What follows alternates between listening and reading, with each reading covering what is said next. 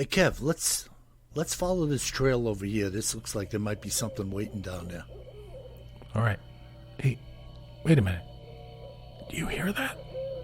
Yeah, I thought it was just me. What the heck is that? I don't know what that is. Whoa, do you smell that too? That's unbelievable. Hey, look. What the?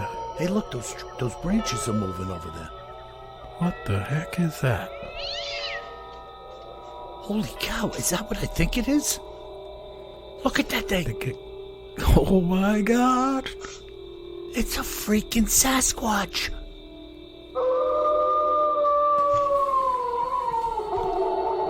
Welcome to the Bigfoot Terror in the Woods Sightings and Encounters podcast. I'm your host, W.J. Sheehan. Hello, everybody out there, and welcome to our show. I guarantee this is going to be a good one, so listen up, sit down, and relax. And as I get going here, may I introduce you to my brother and co-host, KJ Sheehan. KJ, how are you? I'm doing well, other than building an ark down here in North Carolina.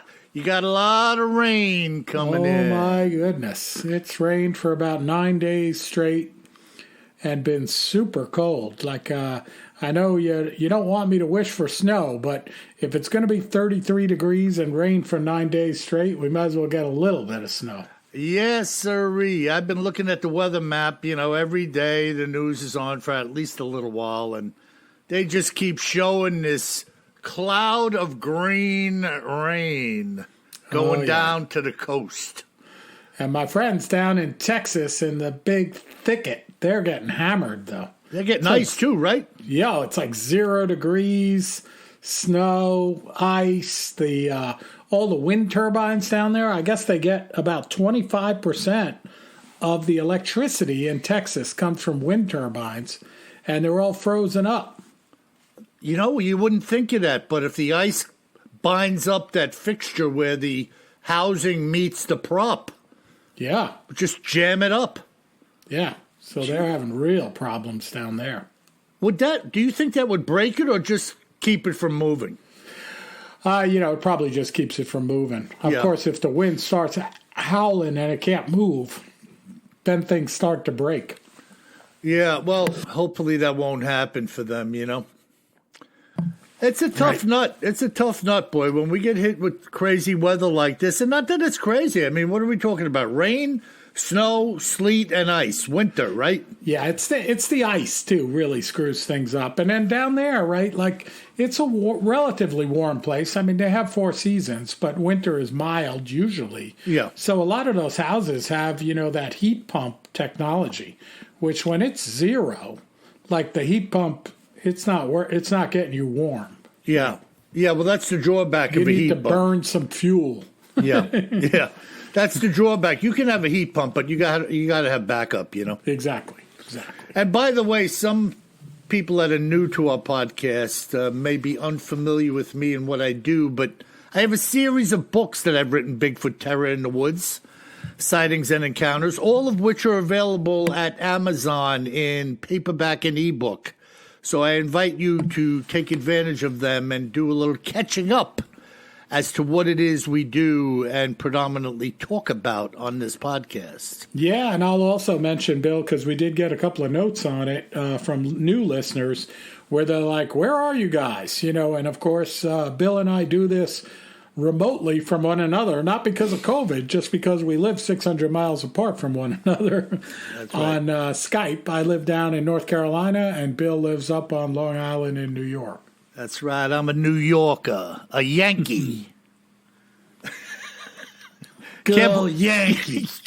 Kev, do you still consider yourself a Yankee? Well, regardless of what I consider myself, the people down here consider me a Yankee. That is funny. What we say down here, Bill? You know why that clay is so red? Why? That's all that Yankee blood. Oh,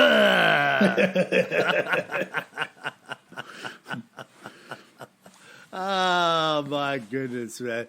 Well, it's good to have a couple of yucks, that's all I could say. Oh, yeah, it's all good. It's all Now, good. what do you got today? Oh, by the way, peeps, I like to remind folks occasionally that haven't listened to us at all or wonder, like, what is all this jabbering about and where's the Bigfoot stories? Well, our podcast is basically 3 sections. We do a piece called Cryptids in the News and Other Oddities that Kev usually takes the helm on. And in there, we could talk about a lot of strangeness, shall we say. Maybe a Bigfoot, maybe a flying saucer, maybe something else entirely. Maybe a Bigfoot driving a flying saucer. True. I mean, we've yet Hey, why not? an open cockpit with his hair flowing in the wind. Yeah, some goggles on. I love that. If somebody's an artist out there... Yeah, we and need a you've- picture of that. Yeah, we need somebody to draw that up for us, and we'll put it on Fun Things. If anybody's got artistic gifts out there, we need a flying saucer, open cockpit with a Bigfoot and goggles flying it. So, send that in, and we'll post it. Maybe we'll even send you an autographed book. Could be. I mean, I've been known to do such things before. It'll be a trade. Flying saucer Bigfoot for an autographed copy of Bigfoot Terror in the Woods. All right. I think that's a fair trade. I think so. Yeah, so Kev does the other oddities, cryptids and other oddities. I usually get into predominantly a Bigfoot report, and then we wrap the show up with our listener mail sent in by people such as you.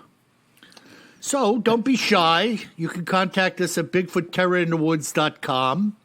Hit the contact link, as many do, and send us in what you've seen or run across out in the woods, and we'd be glad to have it. A lot of people, Kev, you notice, are sending us in tips, if you will. Oh, yeah.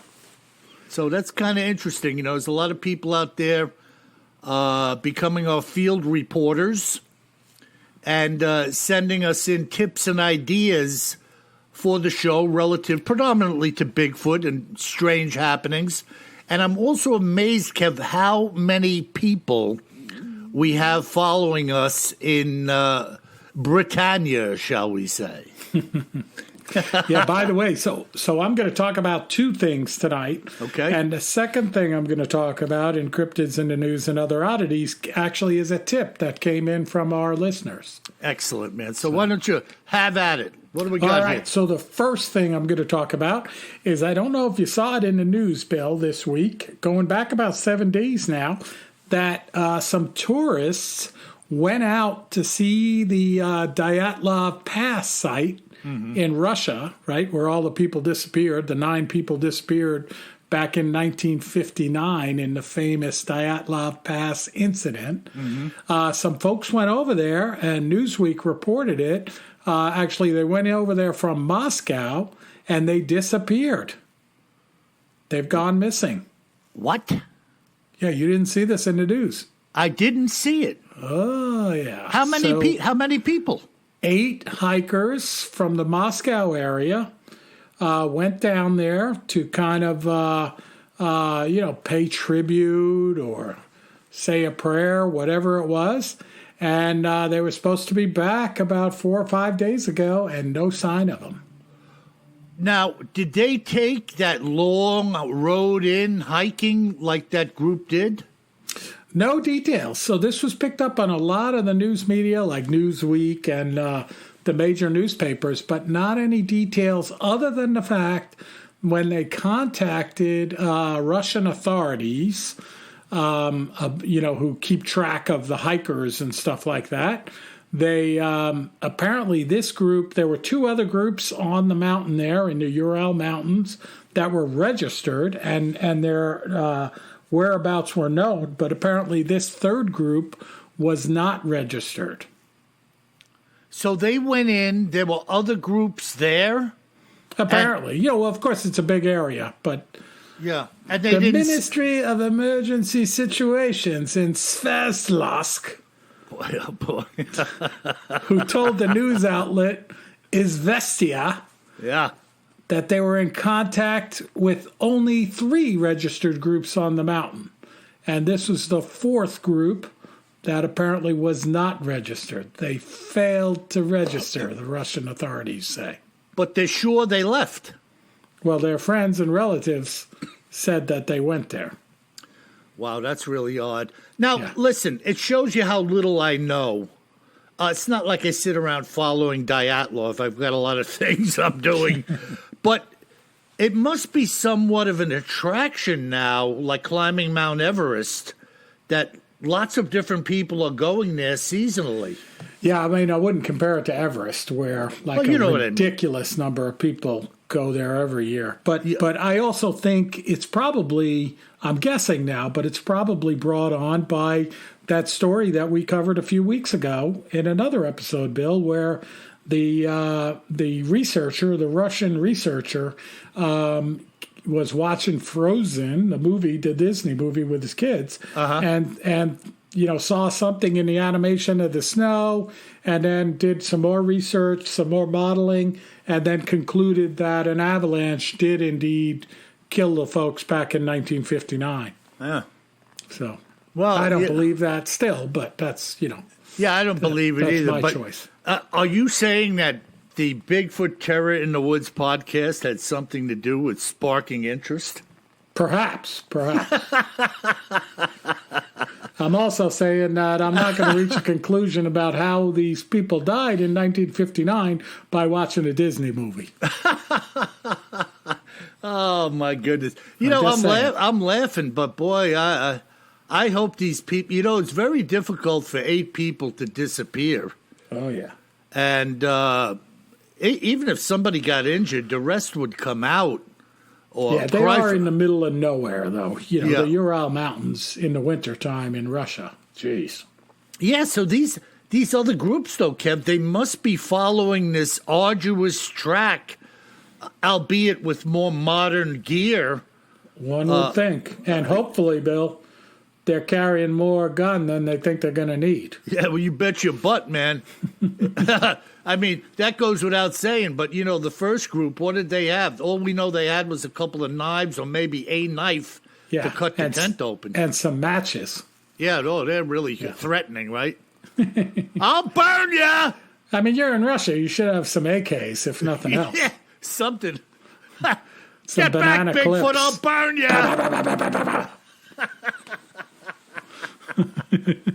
Unbelievable. All right, so stay tuned. I checked again before we set off to do this recording tonight, and no sign of these tourists. So hopefully they're okay. All right, we'll see what happens. We'll report on it down the road.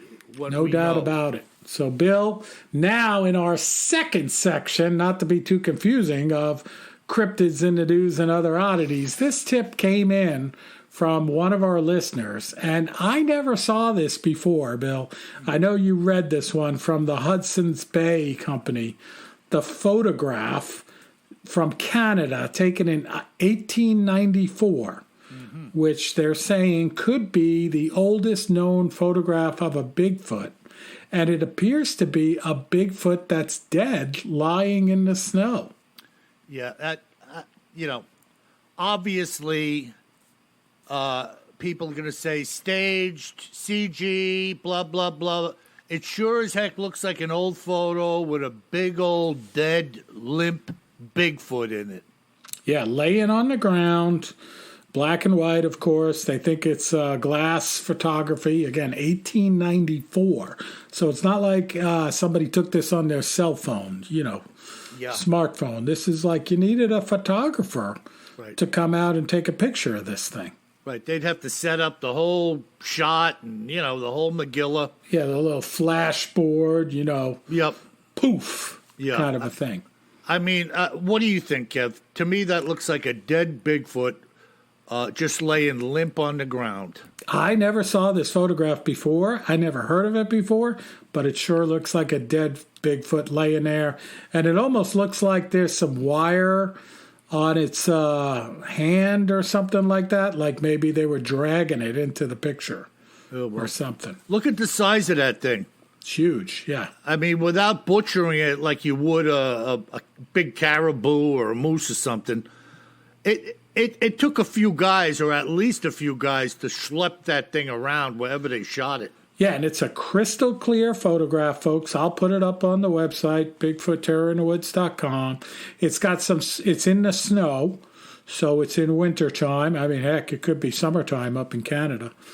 Yeah, but wintertime, it's got some snowshoes stuck in the ground vertically next to it to give you a feel for scale. You know, this is a pretty big beast. So, yeah. And by the way, the photograph, I pulled it down from our friends at ancientorigins.net. So just to give them credit there. Yeah, awesome. And you know what? We get back to some of these stories we've been talking about up there.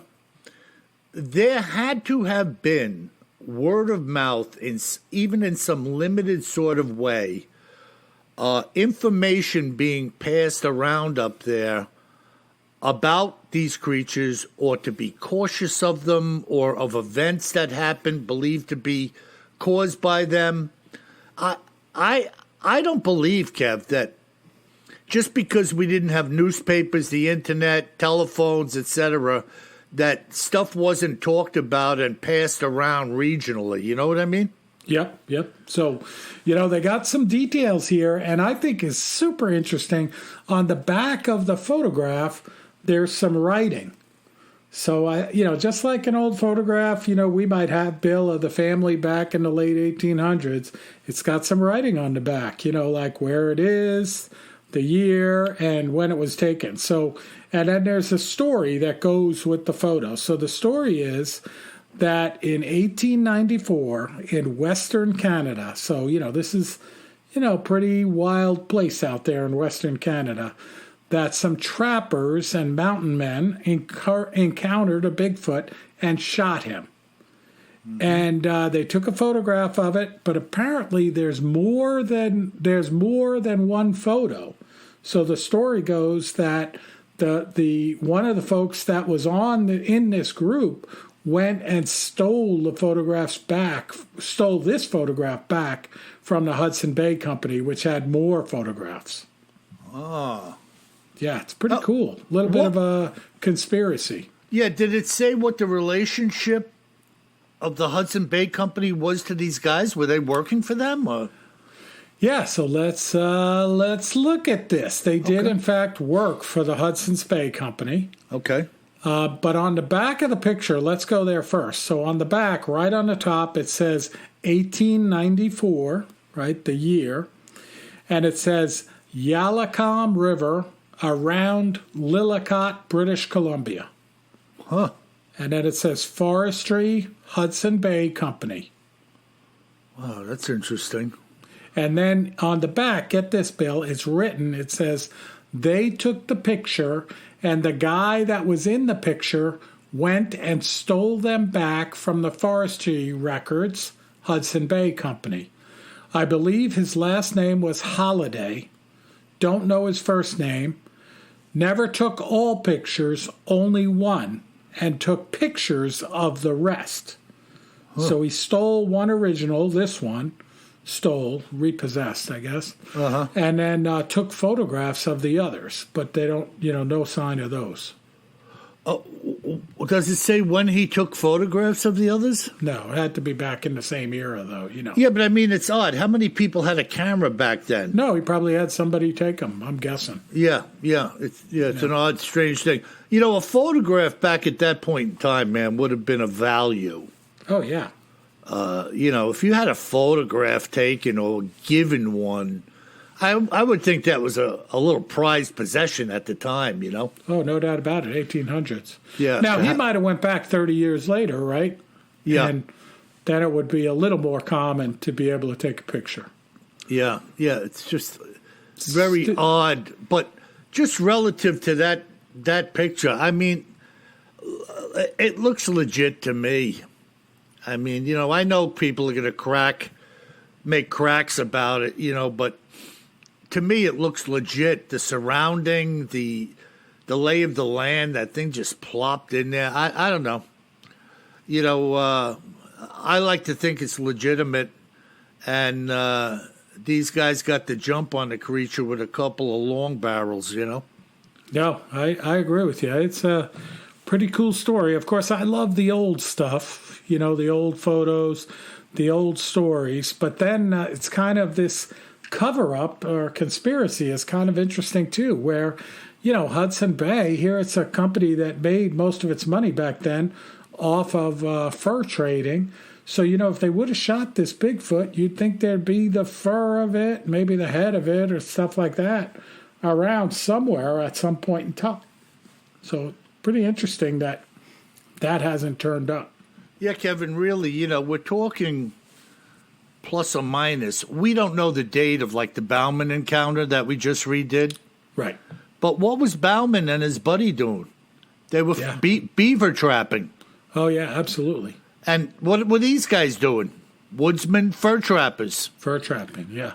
That region was stout with people getting pelts at that point in time.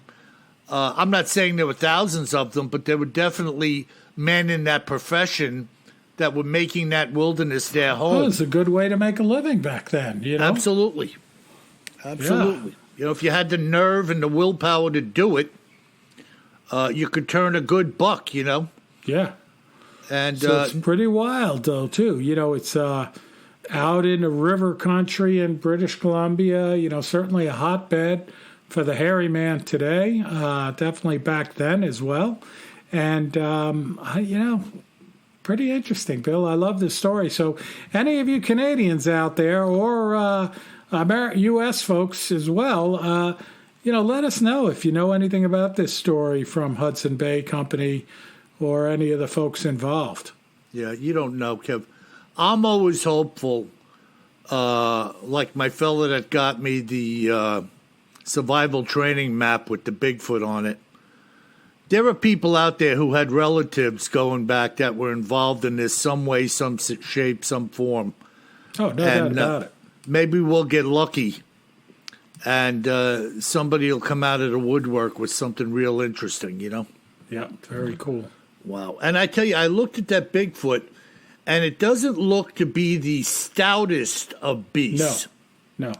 It's more lean, definitely big and furry. And, of course, when you're dead, you just kind of collapse, you know? Yeah, and it's laying in the snow, too, so you don't know. That's right. How much of its muscular chest is into the snow, right? Well, listen, even if it's big and wiry, when you've got that type of build and you're built for living outside, incredible strength, you know what I mean? There's no doubt. Their musculature, the fibers of which their sinews and tendons are made out of, it's different than a human being. Oh, yeah, and definitely a hairy man, no mistaking it. Not a bear, for example. that ain't no freaking bear. No. I mean, and that's, you know, obviously we're of the same mind, you and I, looking at this stuff. But, you know, to me, certain things are obvious and certain things are like, And to me, that looks pretty obvious that it's legit. Yep. But to be continued, right? We'll see what else we can come up with. There's always something coming to the surface. No doubt about it. And again, this tip came in from one of our listeners out there, which is fantastic. Yeah, no, great. Keep them coming, folks. Yeah, cool. And as I said earlier, sometimes in my segment, I'm talking about Bigfoot most of the time, and sometimes not. And today, my listening friends, is one of those days that we're going to be speaking about something freaky deaky. And the following crazy sighting was told to me by a fellow named Harold Williamson, a one-time resident of British Columbia, now living in the state of Wisconsin. This is what Harold had to say. It was the time of the year for our annual caribou hunt in 1989. when my hunting partner and I ventured into an area below the Keweenaw Ridge, alongside of the Keweenaw River in British Columbia. We were working the area between the river and Mounts Marpole and Carnarvon, with Hamilton Ridge to our south. It was a crisp morning, and we were seeing some animals starting to move, none of them being to our liking.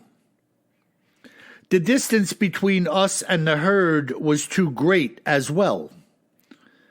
Having seen this activity, we decided to follow in the direction of the herd in the hope of seeing a more substantial animal at some point in time. We had made our way all the way down to where the warden's cabin was located on the southwest side of Hamilton Ridge, and were now at a point where we were sandwiched between Hamilton and Tocher Ridges, respectively. At this point, my partner and I were sitting with our bodies facing in opposing directions. I was combing Hamilton Ridge with my binoculars, and Dennis was combing Keweenaw with his. We had to have been sitting there for over an hour, observing the movements of a number of caribou, when Dennis said to me, "I've never seen a timber wolf that big in my entire life. Check this thing out, Harold." On his cue, I turned and began to fix my binoculars on the area in which he was now pointing. At this point, the two of us were now sitting with eyes fixed on what appeared to be a wolf that was the size of a bull elk, a fact which was in and of itself hard to digest mentally. The distance was great, but based on the size of the larger caribou, which it was stalking, it was twice the size of the largest male. It didn't make any sense. To me, what I was seeing was an impossibility in the natural world. A timber wolf at this size would have to be in the neighborhood of 500 to 800 pounds, which just can't be. As I was looking at it, I said to Dennis, it must be a bear. But even as I said it, I didn't believe my own words. The coloration wasn't right for a bear, and yet the rump sat too high, with the spine to be the profile of a wolf. It was truly a puzzlement to both of us. We sat watching this beast that was obviously stalking the herd from a lower position on the ridge. It must have been about 20 minutes later, as we both sat watching intently, that this beast lifted off the ground with what we believed to be its front legs and began to make its way up the hill towards the herd, the front legs now hanging from its upright body. It appeared just as a hunter would, holding his rifle, trying to get closer without being seen. This thing was now walking hunched over like a man. It made its way into position behind a bush, where it then squatted down and was evidently watching the activity above it as we were.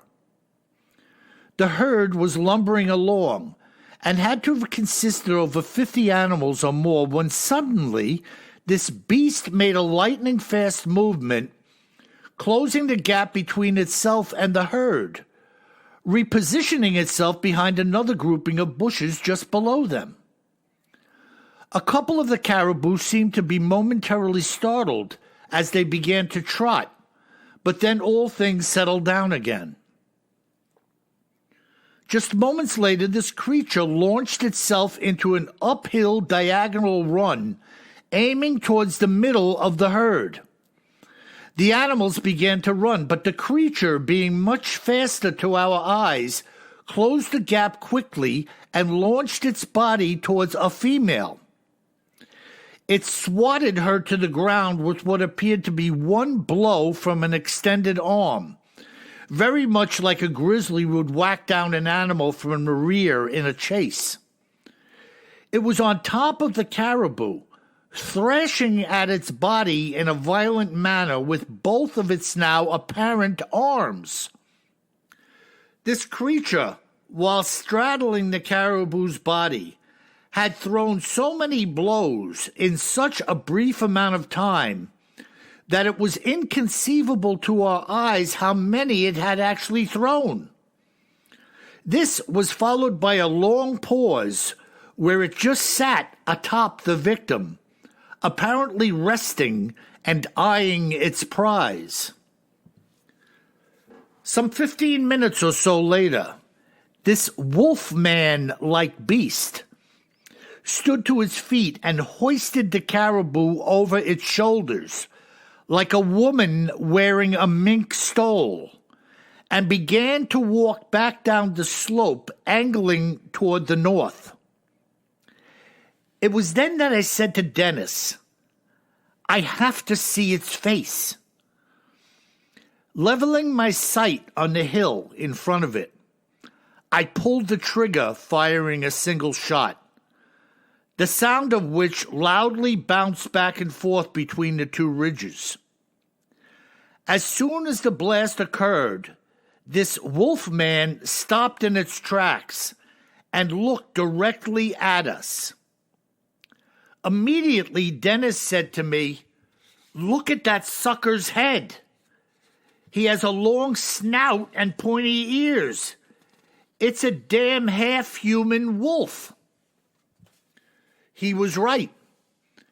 Its body was long and lanky, covered in what was gray hair or fur, and from our perspective, it had a long but tapered snout like a gray wolf, with what seemed to be a variety of coloration to its face. Its ears were protruding upward from the head like two small triangles, and there was no doubt about it, and it stood there, apparently unafraid of who we were or what we could potentially do to it for almost 2 minutes. The creature then began to trot away with what was some very long strides across the face of the ridge at a speed which quite simply a man could not achieve. And all of this while shouldering what must have been several 100 pounds of animal on its back. It was only a matter of a few minutes, and this wolfman had covered about a half a mile, disappearing into the timber at the base to our north. Excuse me.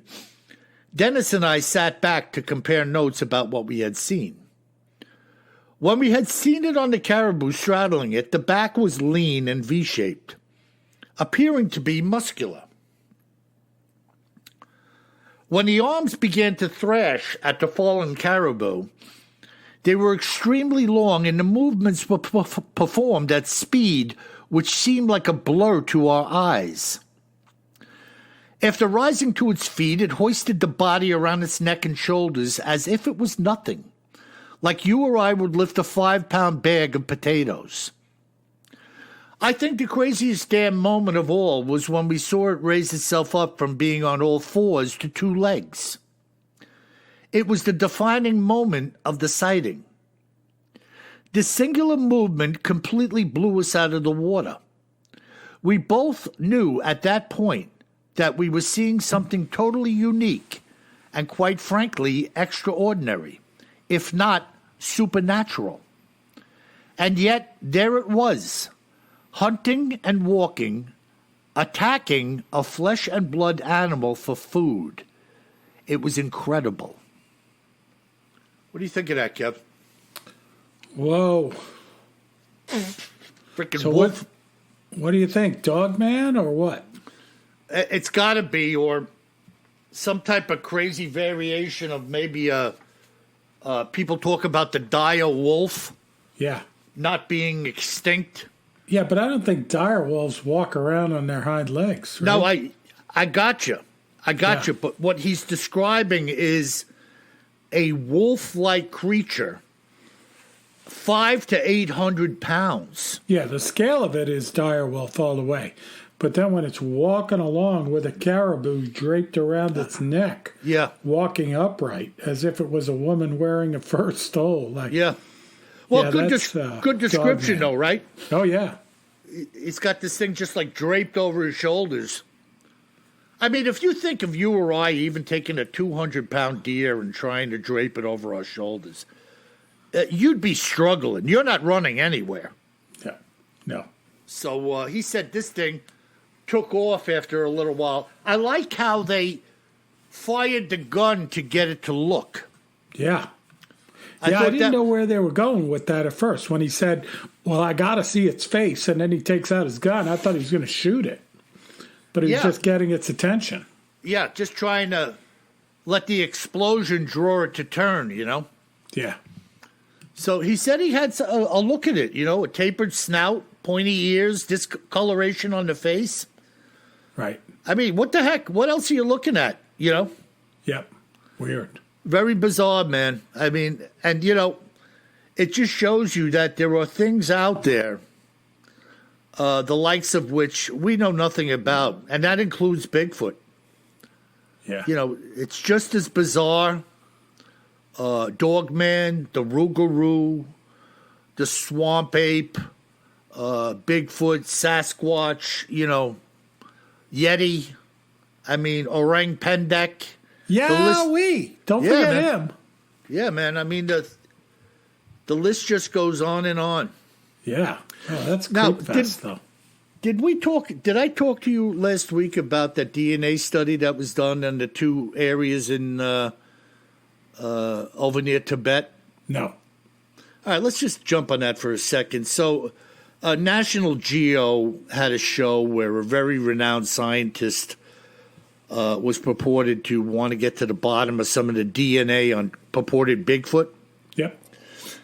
So they had a couple of hair samples that came in from two areas. One I want to say was right around, I think both of them were in the Himalayas.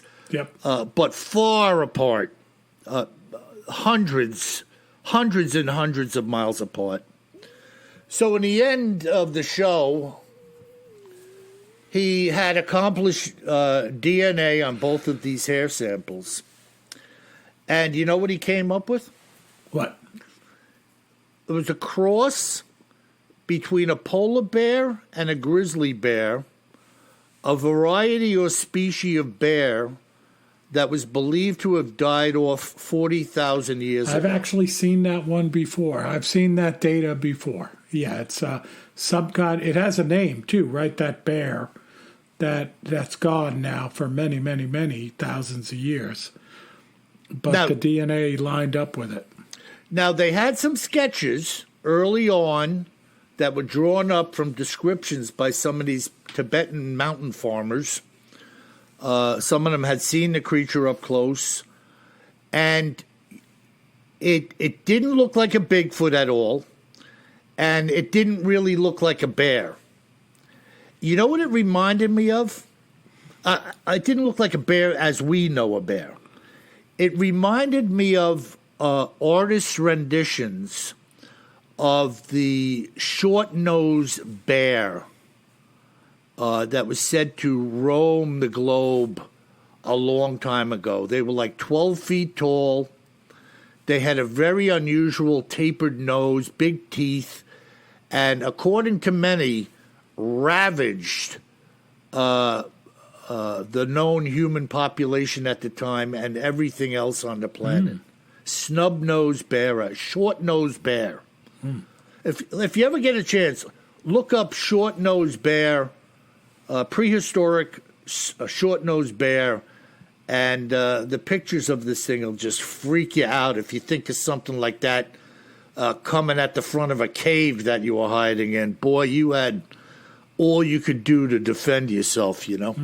I'm sitting here when you were talking about this short-nosed block-headed creature, I'm looking at my Labrador Retriever, thinking like, I'm glad it's not her. She'll kill a bag of food or a piece of toast, but nobody else. Yeah, I thought that was interesting, So the one farmer said he heard like a scream and a whistle.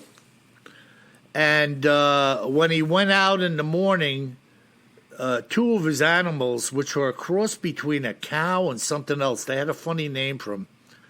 All that was left was some intestines of two animals. The rest of the body, bones, and everything else was gone. Wow. So, again, do you look at this and say, somebody slipped this guy $100 US and said, this is what we want you to read on the camera? I don't think so. Not likely. Not likely. I don't think so. I think he had a real encounter with whether it was a Yeti, whether it was this 40,000-year-old believed to be extinct bear, whatever. Something freaked him out and tore up two of his animals, which are very valuable to a guy like that. Sure. So, wow. Who knows? Who knows what these guys saw up there, It just, it's odd. We don't have answers to these questions, But that area is certainly rife. I like the details, too. I like his being near the Warden cabin. I don't know, people listening. Hamilton Ridge and Totcher Ridge, Yeah, I mean, if anybody knows or has more detail on this, Coetanock Ridge, alongside of the Coetanock River, BC, where the river and Mounts Marpole and Carnarvon, I guess, meet the river, with Hamilton Ridge to our south. So, very detailed description of the location they were in when they came across this thing. So I was just super happy that you had to pronounce that stuff this week. Yeah. Usually that's my territory. Yeah, a little bit of a tongue twister there. No doubt about it. You did great, though. So, what else do we have, Kev? What do we got on our listener mail? We got some good listener mail again. So thank you, everyone, for writing in. This one comes from that neck of the wood, Brad in Vancouver. And Brad's writing in about podcast number 86, about the Vancouver Island Wildmen. Oh, yeah. And remember, Bill, we were talking about whether the newspaper where I quoted the article in Victoria, British Columbia was still active. And he said it is, but it's now called the Times Colonist instead of the Daily Colonist. So, slight modification. Yeah.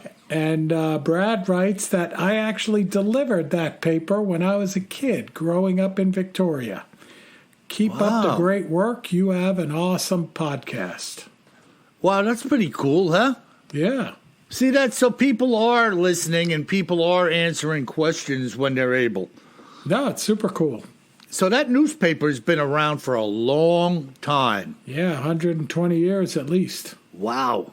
Boy, that's freaking awesome, man. It's good stuff. Yeah, I mean, Brad, I always encourage people, Kev, when they write in to keep your eyes and ears open in your area. Talk it up. You can't be afraid to talk it up. I mean, the only way we get information is if people are willing to raise the question, hey, have you ever seen a Bigfoot or you know anything about him? Yep. I mean, that's how this happens. That's how the conversation begins, Yep. Very cool. When I tell people, it sounds crazy, right? If you have an office situation, like let's just say at Christmas time, and you're doing a Secret Santa or something, slip them one of my Bigfoot books. You want to talk about an open door, it's inexpensive. You slip them the book, and they're like, oh, wow, what the freak is this, It's just a way of sharing and opening up a door to a potential landslide of information. You never know what other people have experienced. No, it may jar people to talk about something that happened, that they saw a long time ago. But, it's hard to just bring that up in conversation, right? Yeah, there's no doubt. And if nobody talks about it, they're not just, unless you're W.J. Sheehan, you're not going to just start flapping your jaws about Bigfoot to the next person you meet. Yeah, no doubt about it. Wow. All right, next we go to Iowa, to Daniel from Iowa. And Daniel's also writing in about episode 86 and the submerged old-growth wood. So Daniel writes, "Hello, gentlemen. In reference to your brief discussion in episode 86 on ancient submerged wood that's being recovered, it's known as bog wood or morta." And he says, "As an artisan, handcrafted tobacco pipe carver, morta has been popular in artisan pipe carving during the last 10 years. I've made a number of morta pipes. It's producing more of a fine dust rather than regular sawdust. It is a beautiful product that I obtained from the Ukraine and can be over 1,000 years old. Thanks so much for your podcast. You both have become friends and brothers in the faith that I have never met. Have you looked into Bigfoot sightings in Iowa? We have them." Mm-hmm. Pretty cool. Yeah, now, Kev, did you get the email I sent you over today with pictures from Daniel? No.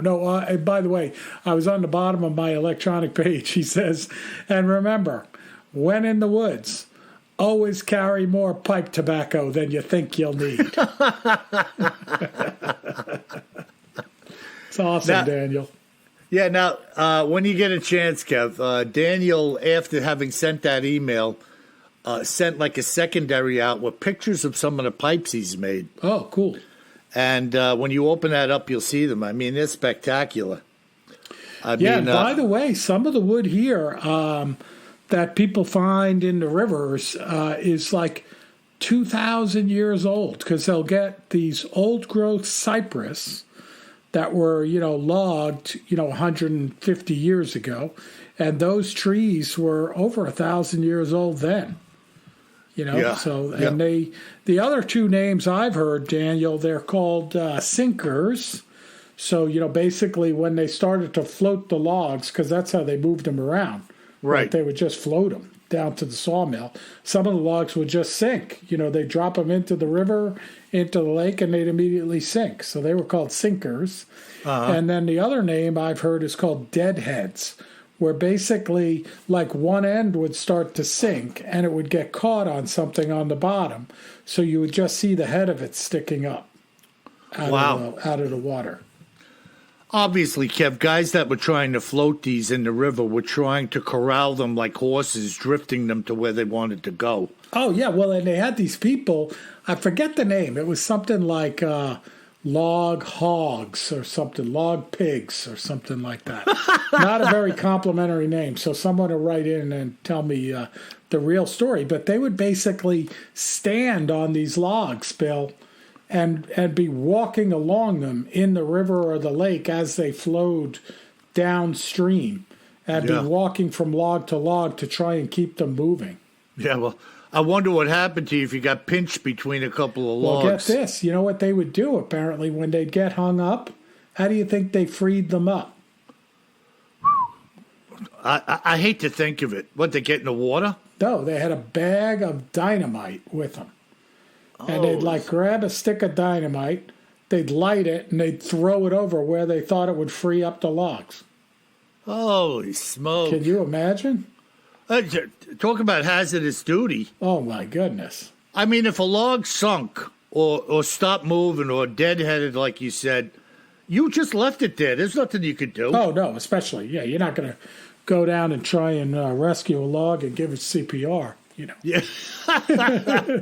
What a freaking dangerous operation, huh? No doubt about it. Just crazy. Log pigs. Log pigs. And then, hey, that one's hung up. Let me just grab a stick here and a match, Yeah, just swing it over there.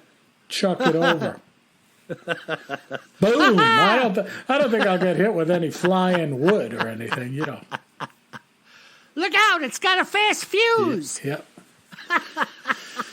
All right, our next letter comes in from Ken, again in British Columbia. We got a lot of folks listening out there west in Sasquatch land. Uh-huh. And the subject is Jacko. Jacko. And he writes, "Hi, Bill and Kevin. Enjoyed the show on the Japanese forest. Extra creepy.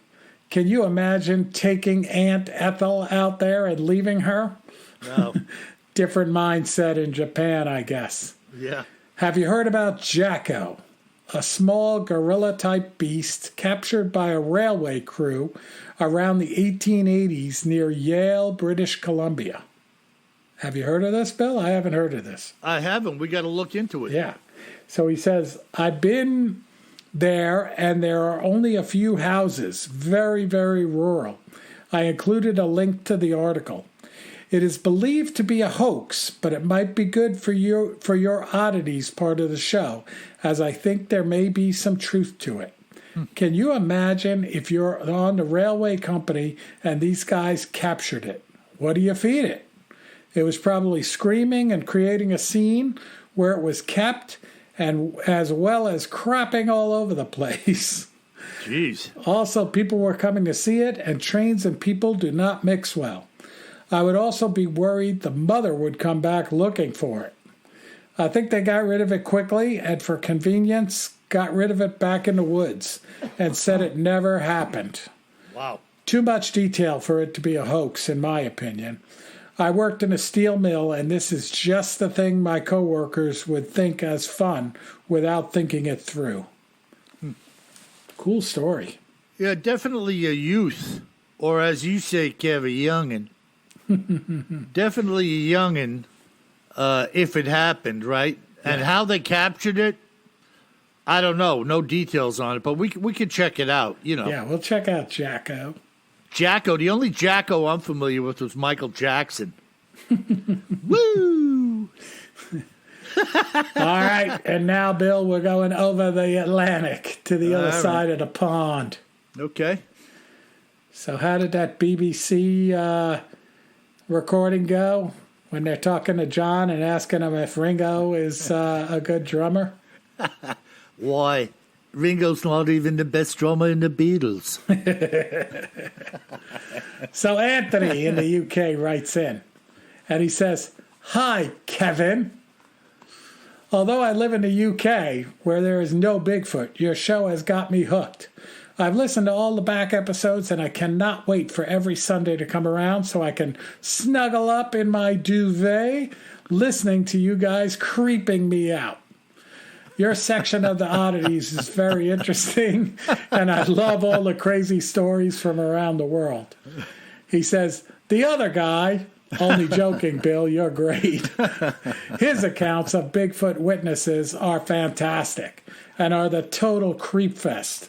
And if I saw a Sasquatch, I'd probably crap my pants.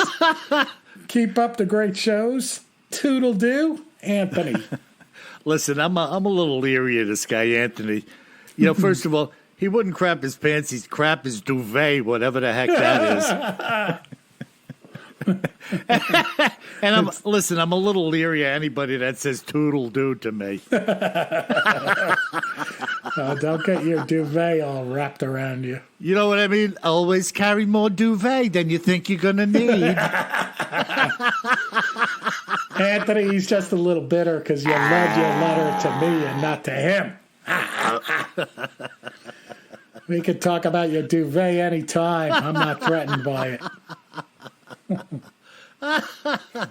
It's awesome. Yeah, I totally forgot what he was talking about. Oh, my God. I love this stuff, though, you know? Oh, it's awesome. It's neat that the people are enjoying what we're putting out there. Hey, folks, we're having a lot of fun doing this. We're getting information out. But there's no getting away from the fact that we like to carry on a little bit. Yeah, got to have some laughs. We're in the COVID land, man. We got to have some laughs. Exactly. Jeez. You know, like somebody said a while ago in an email, it's COVID. I wanted to get away from it. You're talking about it. I'm like, hey, Mason, man, we're in this all together. You know, we get it. Now, we're not talking about COVID. We're talking about the fact that we're locked up. We're talking about cryptids and other oddities, That's Dyatlov right. Pass, people going missing. Come on, man. Like, get with it. This isn't a COVID podcast. There's plenty of those. Is there All a right, COVID folks. podcast? Folks, let's call it a wrap, Bill. Great podcast. Everybody out there, thank you for all those 5-star reviews. Please keep them coming. If you haven't given us a 5-star review, or if you haven't given us one lately, maybe you gave us a 4-star review and you're feeling regrets now that it should have been a 5-star. Get out there right now, please, and give us a 5-star review. It is really the only means that we have to attract new listeners to the podcast. And as we continue to increase our subscribership, we're able to continue to increase the quality of the podcast and keep it on a regular schedule, which I know all of you are fans of that. So thank you very much. Be safe. Spring is coming. And by the way, I didn't mention earlier, if you're into the audio version of my books, you can pick them up at iTunes, Audible, and Amazon as well, volumes 1 through 6. And by the way, if you happen to be wrapped in your duvet, walking around the foothills of Europe, remember this. Always carry more gun than you think you're gonna need. Sleep tight.